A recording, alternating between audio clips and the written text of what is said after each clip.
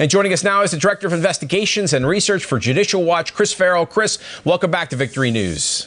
Great to be with you. Thanks. Chris, you heard Senator Cruz and his warning about millions of illegal immigrants being turned into possible voters. Now listen to DOJ Attorney General Merrick Garland promise to dismantle voter integrity laws and actions.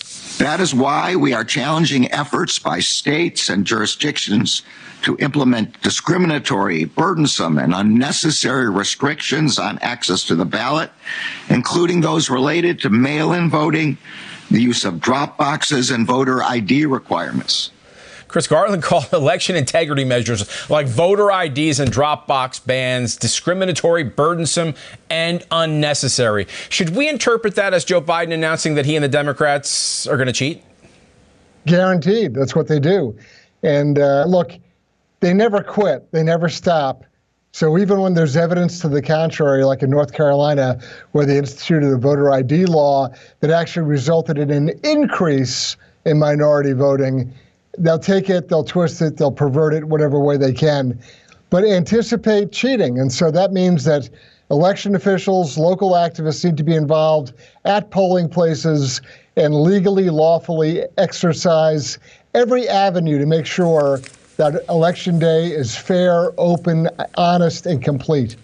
Got to pay attention. Now, Chris, a big 9-0 decision by the U.S. Supreme Court that Colorado must keep Donald Trump on the state primary ballot so Coloradans can vote for the candidate that they prefer. Within an hour of that decision, Representative Jamie Raskin explained to CNN what he would now do federally against the Republican frontrunner.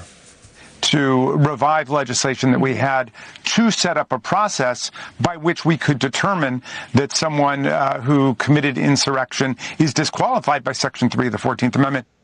Chris, why are Democrats fighting so hard to keep Donald Trump out of the November election? Well, Raskin just proved my point, right? They never stop. They never quit. And so even when they lose, even when they have a slapdown 9-0 with 3 of the liberal justices swinging over and agreeing that, you know, what Colorado dreamed up is nonsense, people like Raskin will go right back in and immediately start theorizing some other new crazy legal theory.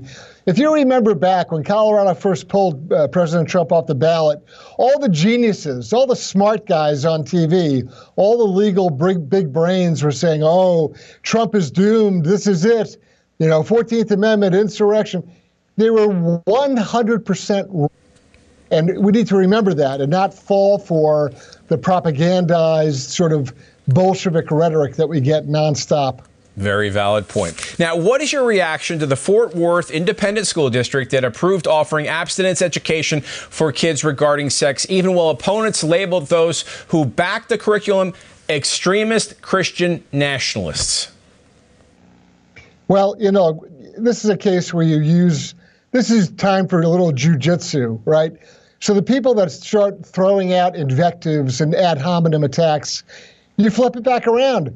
They are extremists, neo-Marxists, use whatever word you want. I mean, but you can come back and label them the same way. You can say, look, they have sort of a prurient interest in sexualizing children. What's their obsession? Why are they so consumed with forcing radical gender ideology on young children? Use language like that. I mean, it's truthful. If you have to speak very frankly and very honestly and not play into all the games that they try to put on really sensible, normal parents who want to be responsible for their kids' education. Mm-hmm. Now, Chris, tell us about this week's On Watch podcast and what you're tackling. By the way, I got to tell you, I've listened to your podcast many times. It's fantastic.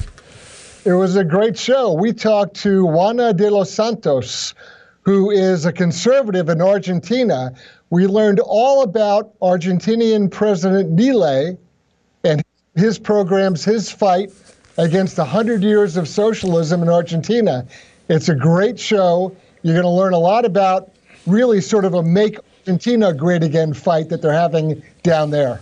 Good stuff. Chris Farrell, as always, great to see you. Thank you for your time. Thanks, Mike.